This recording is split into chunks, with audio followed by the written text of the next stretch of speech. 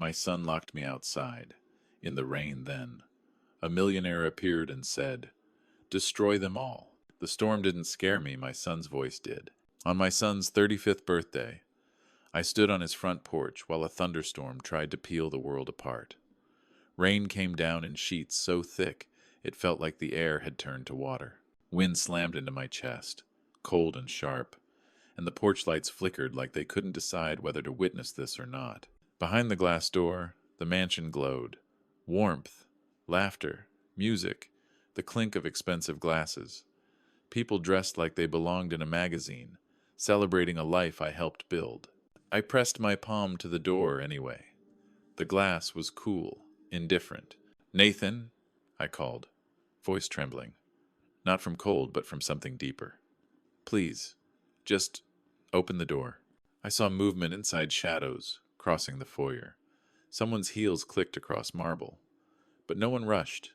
No one acted like there was an older man outside in a storm. Then I heard it, the lock clicking again. Not a mistake, not an accident, a decision. I tried to breathe, but my chest felt too tight.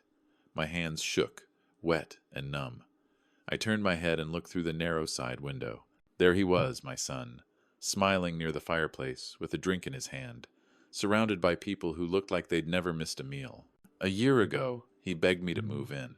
He said he wanted to take care of me. Tonight, he had locked me out like I was trash. And the worst part was, the party didn't even pause. The kind of love I gave him was the kind that empties you out. My name is Caleb Mercer. I'm 62 years old, and I spent 31 years working at a plastics plant outside Cleveland. It was honest labor, loud machines, hot air, long shifts, sore backs. The kind of work that doesn't earn applause but keeps the world running. I've been a widower for 30 years. My wife, Diane, died of cancer when our son Nathan was 8. She went fast. 1 month she was laughing in the kitchen, teasing me about how I always oversalted the soup. The next month I was standing by her bed, holding her hand as it cooled, promising her I'd do right by our boy. After the funeral, it was just me and Nathan. I didn't have time to fall apart. I worked doubles at the plant. I did handyman jobs on weekends, fixing fences, patching roofs, unclogging drains. I missed things fathers shouldn't miss. School events, baseball games, the small moments that build a relationship. But I told myself it was temporary. I told myself he'd understand when he was older. Nathan was brighter than me. He had Diane's eyes and my stubborn jaw. He asked questions that made teachers smile. He saw patterns, connections, possibilities. And every time I looked at him, I thought, he's going to have a better life. So I kept sacrificing, quietly, because that's what I believed love was. Give, give, give, until there's nothing left but a man shaped like an empty chair. I didn't know that teaching my son to receive endlessly might teach him something else, too. I sold my home so he could buy his future, and I called it fatherhood. Diane and I bought a small 2-bedroom house when we were young and dumb and sure the future would be gentle. It wasn't fancy, but it was ours. It held Christmas mornings, scraped knees, and Diane humming while she folded laundry. When Nathan got accepted into a top business program in Chicago, I opened the tuition letter and felt my stomach drop. The numbers didn't just look big, they looked impossible. Nathan tried to act brave. "It's okay, Dad," he said. "I can take loans." I shook my head. "No, you're not starting your life buried." So I sold the house. I sold the only piece of stability I had left, the one place Diane still felt real to me. I moved into a cramped apartment and handed the entire sale to Nathan's education, tuition, housing, books, fees. It came out to about $180,000 over 4 years. Every cent. I told myself it was worth it because I pictured Nathan walking into boardrooms instead of factories, wearing suits instead of steel-toe boots. I pictured him living a life where emergency didn't mean choose between rent and medicine, and he succeeded. Nathan graduated with honors, landed a job with a Chicago firm, climbed fast. By 35, he was making money I'd never seen in my entire life. Then he met Brielle Hartman, old money, polished, careful. Her mother, Nadine, looked at me like I smelled like my old factory locker. Nathan didn't seem to notice. He just looked at Brielle like she was proof he'd made it out. When he invited me in, I thought it meant I still mattered. After retirement, My pension was enough for groceries and rent, and not much else. I lived quietly in Cleveland, doing little jobs for neighbors when my joints allowed. I didn't complain. I told myself a simple life was fine because the important thing, Nathan's success, was secure. Then one autumn evening, Nathan called. "Dad," he said, voice warm, softer than it had been in years. "Move in with us. We have space. You've worked hard enough. Let me take care of you for once." I hesitated because pride is the last thing poor men own. "Nate, I don't want to be a burden." He sounded almost offended. "You're my father. You raised me. You could never be a burden. Please." That word please hit me like a memory, like the boy he used to be. So I packed my life into 2 suitcases and drove to Lake Forest with a hopeful ache in my chest. Maybe we could finally be father and son again. Maybe the years of distance were just life pulling us in different directions. Nathan opened the mansion doors like he was unveiling a dream. The chandelier over the foyer looked like it belonged in a hotel. "This is your home now," he said. I believed him. For a week. Then the truth started showing itself in quiet ways. Not with shouting, with placement, with tone, with the slow turning of a father into something useful instead of someone loved. The first warning sign was how far away they put my room. Nathan walked me upstairs past guest rooms with private bathrooms, past a home gym, past spaces that existed just because they could. My room sat at the end of a long hallway beside the laundry room, small, plain, forgettable. "Perfect for you, Dad," he said. Quiet. Close to everything. Close to everything. Except them. The next morning I came downstairs early. Old habits. Brielle stood in the kitchen dressed like she had somewhere important to be. "Morning," I said. She didn't smile. "You're up early." "I can make breakfast," I offered. "If you're already up," she said, eyes on her phone. That became the pattern. Notes appeared on counters like commands. Caleb wiped down the fridge. Fingerprints. Caleb, garden needs weeding. Caleb, faucet dripping. Nadine visited 3 times a week, letting herself in with a key. "Since you're just sitting around," she'd say, "you can handle the dishes." I wasn't sitting around. I was constantly moving. I tried to talk to Nathan, but every time it was, "Not now, Dad. Big week. Later." Later never came. Before we continue, do me a favor, comment where you're watching from and what time it is. It reminds me I'm not telling this to an empty room. I didn't mind work until I realized I wasn't family anymore. By month 2, I wasn't living in that mansion. I was maintaining it. Breakfast became expected. Dinners became my responsibility when Brielle had meetings. I fixed leaky faucets, replaced light fixtures, trimmed hedges, carried packages, and cleaned up after guests who never looked at me long enough to learn my name. One afternoon, a neighbor asked Brielle, "Is he your handyman?" Brielle smiled politely. "That's Nathan's dad, not my father-in-law, not Mr. Mercer. Just Nathan's dad, like I was a detail in a biography." Nadine was worse. I heard her tell Brielle once, loud enough for me to catch. "At least this one earns his keep. Some elderly parents just sit." My face burned, but I stayed quiet. Where would I go? My pension wouldn't cover rent in a decent area, and I kept thinking Nathan would notice. Nathan would remember. I tried again. "Son, I feel like I'm working here." He sighed like I was a child complaining. "Brielle likes things a certain way. Don't take it personally." How else was I supposed to take it? The worst part wasn't the chores. I'd worked my whole life. The worst part was becoming invisible in the same house where my son lived like I was fading while still breathing. Then November came, and Nathan finally looked at me again. Not with love, with need. My son remembered I existed when he needed a perfect night. Nathan found me in the garage with excitement in his voice I hadn't heard in months. "Dad," he said, "my birthday's coming up. I'm throwing something big. Investors, people who matter. I need everything perfect." He looked at me like he was 8 again, asking for help with a broken bike chain. "Can you make sure the party runs smooth?" he asked. "It's crucial for my career." Something lifted in my chest. A chance to matter again. "Of course," I said. "I'll make it perfect." 2 weeks later, he returned, almost vibrating. "Miles Kensington is coming," he said. "He's a millionaire investor. If I land his deal, it's 50 million. This night has to be flawless." The name tugged at something in the back of my mind, but I couldn't place it. Nathan waved it off. You wouldn't know him. Different league entirely. Different league. Different world. Different father, too, apparently. But I nodded, because love makes fools out of men like me.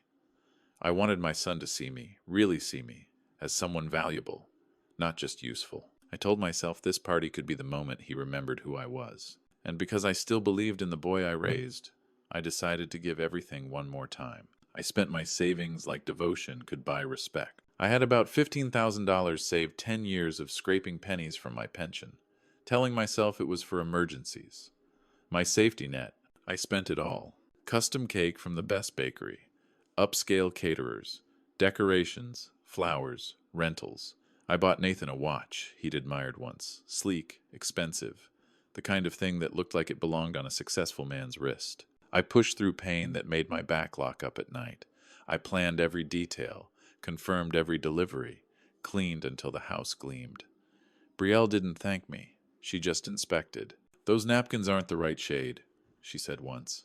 Like it mattered. I swallowed my pride and fixed it. The day of the party I woke at 5. By noon my feet were swollen. By evening my hands shook with fatigue. But when I looked around at 7, everything was perfect, like a magazine spread. The house glowed with soft lighting and polished surfaces. It looked like success. I stood in my best pressed shirt holding the watch box, waiting to be part of it. Guests arrived in waves, suits, dresses, laughter too polished to be real. Nathan greeted everyone like a politician. Brielle glided beside him, radiant. Nadine hovered like a queen. I waited for Nathan to introduce me. He never did. And then the requests began. A drink, a napkin, a plate cleared. I realized they didn't see me as family. They saw me as staff. I became the help at the party I paid for. A woman tapped my shoulder. "Excuse me," she said, smiling impatiently. "Could you get me a drink?" I stared at her. She already turned away, assuming I'd obey. Then another person handed me an empty glass. Another asked where the restroom was. Another waved me over like I was hired. I looked at Nathan across the room. He didn't notice. Or worse, he did notice, and chose not to correct it. I tried to give him the watch. "Son, happy birthday." Nathan barely glanced at it. "Not now, Dad. I'm greeting people." He waved me away like a nuisance. I felt something crack inside my chest. Not loud, quiet, like a hairline fracture that grows. The cake I ordered sat perfect on its stand. The appetizers disappeared. People praised the party, Nathan's party, like Nathan had done it all. And I moved through the crowd collecting plates, invisible and humiliated in the middle of my own sacrifice. By 8:30, I escaped to the kitchen and started washing dishes, even though there were staff for that. At least dishes didn't pretend I wasn't human. Then I heard heels. Nadine stood in the doorway, and I knew whatever she came to say would hurt. Nadine didn't whisper cruelty. She delivered a verdict. "Caleb, dear," Nadine said, voice sweet like fake syrup. "We need to talk." I kept my hands in the soapy water. "About what?" She crossed slowly, pearls glinting. "Do you understand how you look tonight?" I turned slightly. "Like myself." She smiled, like that was the issue. "Exactly! You're embarrassing, Nathan." My stomach tightened. "I'm his father. You were useful when he was a child," she said, studying her nails. "Now he has a wife, a life, real connections, people who matter." Each word hit like hail. "Miles Kensington is here," she continued. "This is a $50 million opportunity. Nathan's future. And you're wandering around like you belong." My throat tightened. I do belong. I built his life with my hands. Nadine's smile vanished. "You built his past. He's trying to live in the future. And you're the awkward reminder of where he came from." Then she leaned in, voice low and sharp. "You're a burden. If you truly care about him, you'll stay in the kitchen and let the real people celebrate." She walked out, perfume and poison trailing behind her. I stood trembling, gripping a wet plate until my knuckles burned. The worst part wasn't her cruelty. It was realizing she'd said out loud what Nathan had been refusing to say to my face. Something inside me snapped. No more later. No more quiet suffering. If my son believed I was a burden, he would say it to me. So I dried my hands, and I walked back into the party. I confronted him because silence was killing me faster than the rain ever could. The living room throbbed with music and laughter. Nathan stood near the gift table with Brielle, surrounded by admirers. Nadine watched from the side like a queen. I walked straight through the crowd. People didn't move because they didn't notice me. I wasn't a guest. I was furniture that walked. "Nathan," I said. He looked up, annoyance flashing. "Not now, Dad. I need to talk to you." His smile tightened. "You're making a scene." "There's never a time," I said, voice rising. "When am I important enough for you?" Conversations faltered. Faces turned. Nathan's cheeks reddened. "Dad, stop," he hissed. "I spent my life giving you everything," I said. "I worked until my hands cracked. I sold Mom's house so you could go to college. And in your home, I'm treated like I'm nothing." Brielle's eyes narrowed with disgust, like I'd spilled something on her carpet. Nathan's eyes went cold. "When did it happen?" I asked, voice shaking. "When did I stop being your father and become your burden?" The silence was crushing. Then Nathan grabbed my arm hard enough to hurt. "You're ruining everything," he whispered. And he dragged me toward the front door like I was trash he needed removed before it embarrassed him further. Guests stepped aside. No one intervened. And in that moment I realized they didn't see a father being hurt.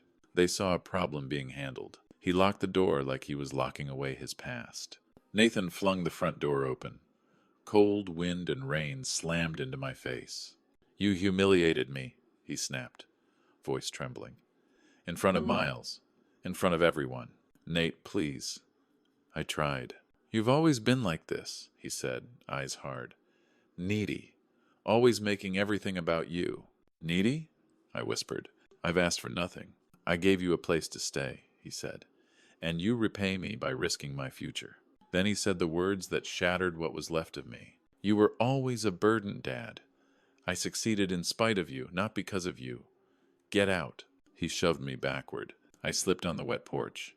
The door slammed. The lock clicked. For a moment I stood frozen, not from cold, but from disbelief.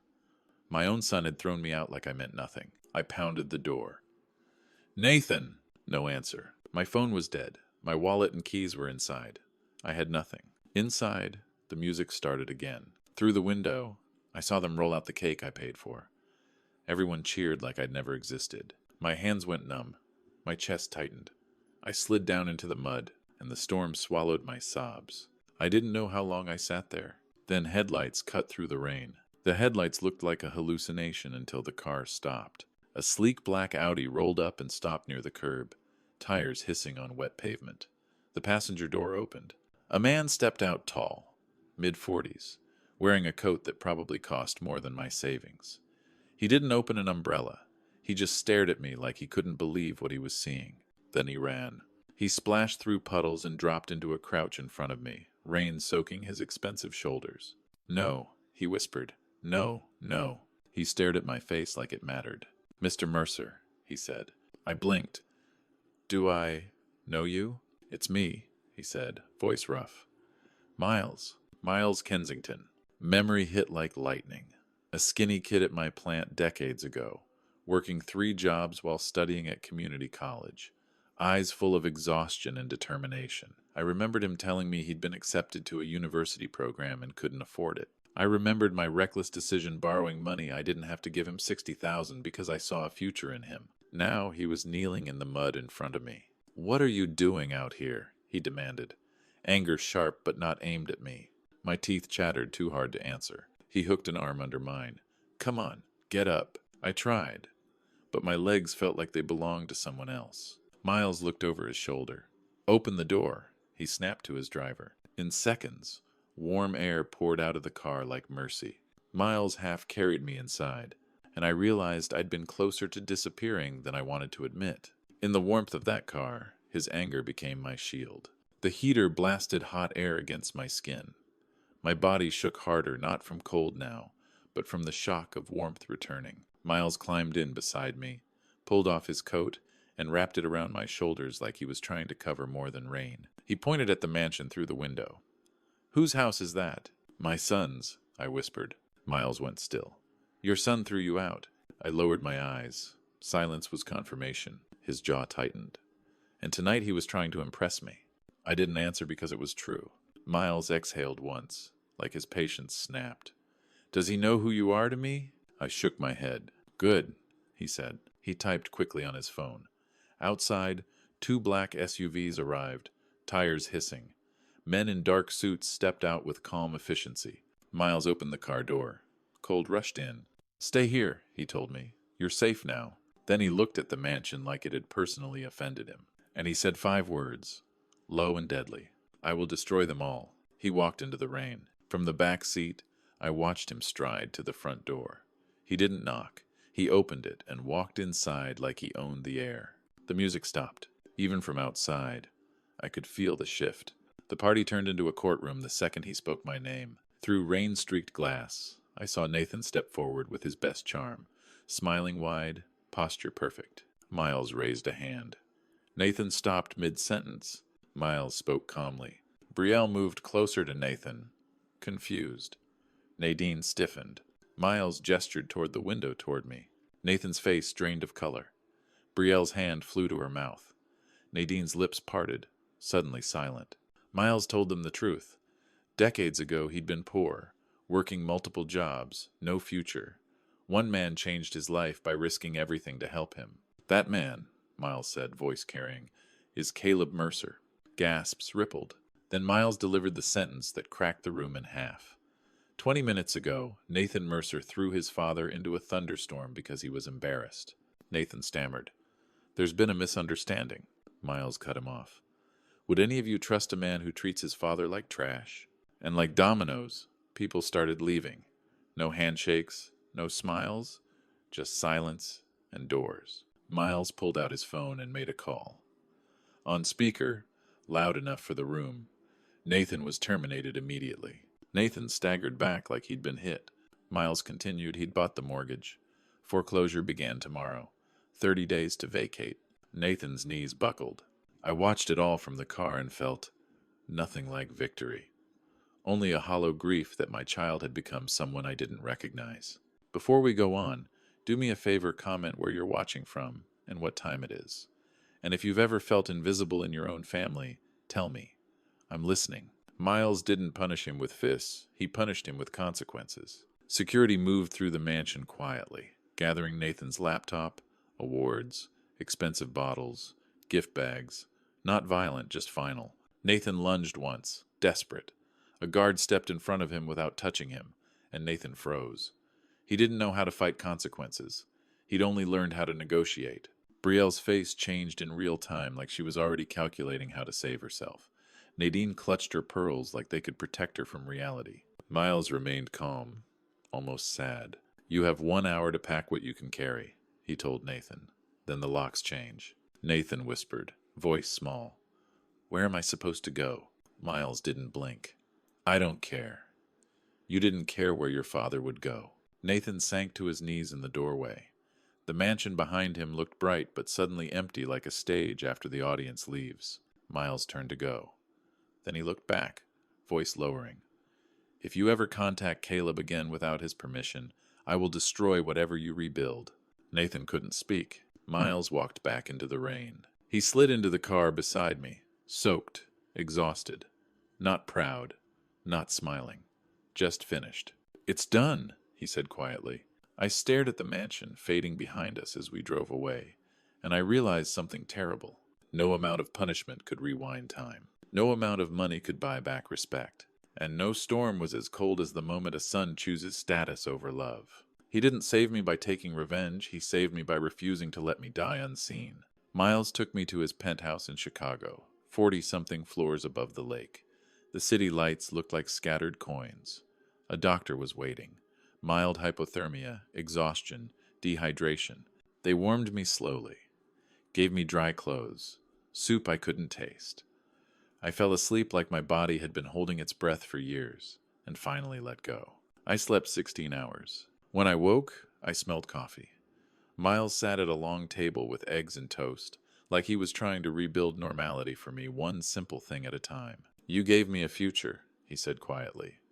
"Now I'm giving you one back." I looked down at my hands, calloused, cracked, older than they should be. "I don't want charity." Miles shook his head. "Not charity. I need your help." I almost laughed. "Miles, I'm 62 and broken." He leaned forward, eyes steady. You're 62 and wise. There's a difference. He told me about his foundation grants, mentorships, programs for people who needed a shot. I can teach business, he said. I can't teach grit. You know character. You know struggle. You know what it means to keep going. I wanted to say no. I wanted to hide in grief. But something in me, maybe pride, maybe stubbornness, wanted to prove Nathan wrong. Wanted to prove I wasn't a burden. So I nodded. And in that nod, my life shifted from being someone's leftover to becoming something new. Healing wasn't a miracle. It was slow, ugly work. The first month was brutal. I stayed in the guest room, replaying Nathan's words, until they bruised my thoughts. A therapist came twice a week. She told me I was grieving twice. My son and the son I believed he was. That hurt more than the storm. Miles never pushed. He left breakfast outside my door. Checked in once a day, brief and respectful. He understood dignity because he'd once had none. One morning, I left the penthouse and walked into a downtown coffee shop just to feel ordinary. At the next table, a young father whispered to his friend, voice shaking, "My kid won't talk to me since the divorce. I don't know how to fix it." Something inside me leaned forward. "Mind if I sit?" I asked. His name was Marcus. For 20 minutes, I told him what I'd learned too late. Kids don't need perfect. They need present. Pride kills relationships faster than anger. Apologies without excuses are stronger than any speech. When I stood, Marcus shook my hand. "Thank you," he said. I needed that. Outside, cold wind hit my face, and I realized helping him helped me. I still had value. Not because of what people could take from me, but because of what I could choose to give. 2 weeks later, Miles asked me to start reviewing grant applications with him. And for the first time in my life, I wasn't just surviving. I was building. I stopped living for approval and started living for purpose. Miles's mentorship division needed someone to interview applicants, young people asking for funding, a chance, a way out. I didn't read resumes like paperwork. I read them like lives. I looked for accountability, for resilience, for the fire that survives failure. We funded 5, then 10, then 20. Months passed. The ache in my chest didn't vanish, but it changed shape. It became less like a wound and more like a reminder. Don't disappear again. One evening, after interviewing a father who'd lost custody and was trying to get clean, I went to Miles. "I want to start something," I said. Miles looked up. "What kind of something?" "A program," I said. "For fathers, men who feel invisible, men who sacrificed until they became empty, men who still want to be better." Miles didn't hesitate. "What will you call it?" I thought of the storm, of the locked door, of the moment I nearly vanished. "Second chances," I said. Miles smiled. "Then let's build it." He wrote the first check, $500,000, like it was nothing. We rented a modest office in the West Loop. Warm lighting, simple chairs, no judgment. The first meeting, 15 fathers showed up broken, angry, scared. I told them the truth. Sacrifice without boundaries teaches people to exploit love. Love isn't permission to erase you. By December, we helped 50 fathers. By 18 months, over 100. And while I was rebuilding other men, my son was finally facing himself. Forgiveness wasn't a gift. It was a road paved with proof.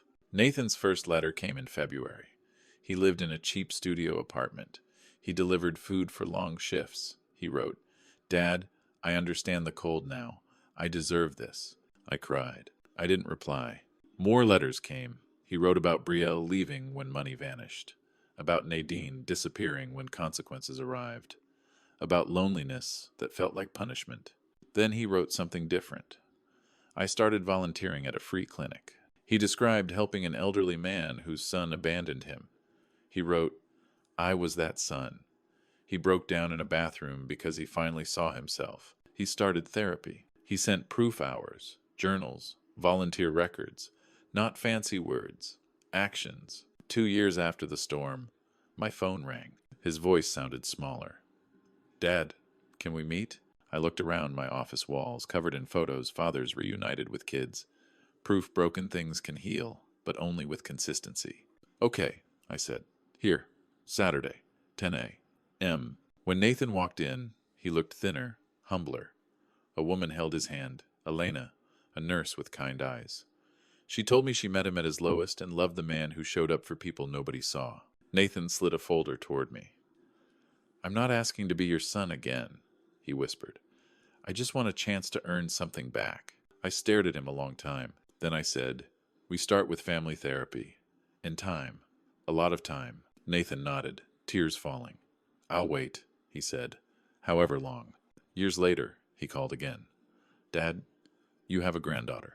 When I held that tiny hand in the hospital, something inside me softened, not because the past disappeared, but because the future finally had a chance. Miles didn't save me by destroying Nathan's life. He saved me by reminding me I was worth saving and by forcing my son to face consequences he couldn't buy his way out of. Thank you for staying with me until the end of this story. If it moved you, if it made you think, or if it reminded you of someone you care about, please take a moment to tap the like button. It truly helps this channel reach others who may need to hear stories like this. And if you enjoy real-life stories about family, betrayal, and finding strength after loss, subscribe to the channel so you don't miss the next one. New stories are coming, and each one has something important to say. Most of all, thank you for listening. You're not just watching a video, you're sharing this moment with me, and that means more than you know.